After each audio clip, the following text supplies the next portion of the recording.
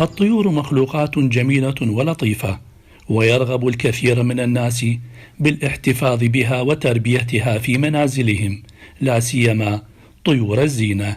وفي السليمانية تشهد محال بيع طيور الزينة حالة من الانتعاش الاقتصادي نتيجة إقبال العديد من العوائل على اقتناء أنواع مختلفة من هذه الطيور وتربيتها داخل المنازل في أقفاص، حيث تعطي جمالية خاصة بألوانها الزاهية وتغريدها الرائع.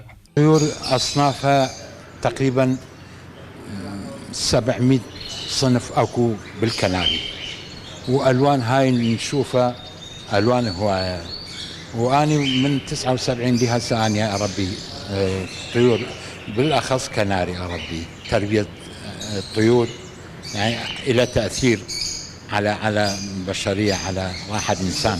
نعم، النفسية. أنا يعني شخصيا يعني حتى لو تعبان كلش، من أرجع البيت أقعد بغرفة طيوري، يعني يروح كل تعبي وكل هذا. تتفاعل العديد من طيور الزينة مع الموسيقى بطريقة إيجابية، فقد يغنون أو يرقصون أو يقلدون الأصوات التي يسمعونها. وتوجد طيور زينة بأنواع وأحجام وألوان متعددة، حيث يبلغ طول أجنحة البعض بضع بوصات، والبعض الآخر يصل طولها إلى 4 أقدام، وألوان ريشها بين الأصفر والرمادي والأخضر، وبأسعار متفاوتة. تربية الطيور تقسم على قسمين، اللي يربي للإنتاج واللي يربي كطيور أليفة بالبيت. كإنتاج هاي بها فوائد كثيرة، يعني حتى فوائد يعني كاقتصاد البلد.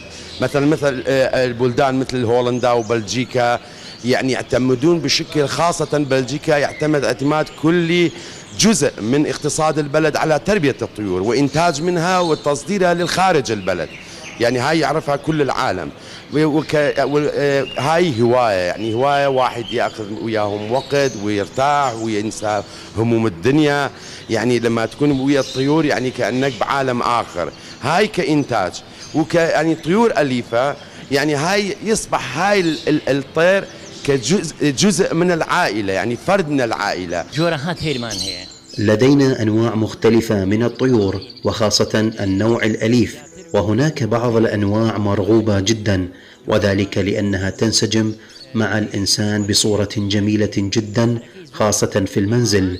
وهذه الطيور لها عالم رائع، ونسعى إلى دعم هذا المجال الذي يتميز بفائدة عامة للإنسان وحتى لدعم اقتصاد البلد.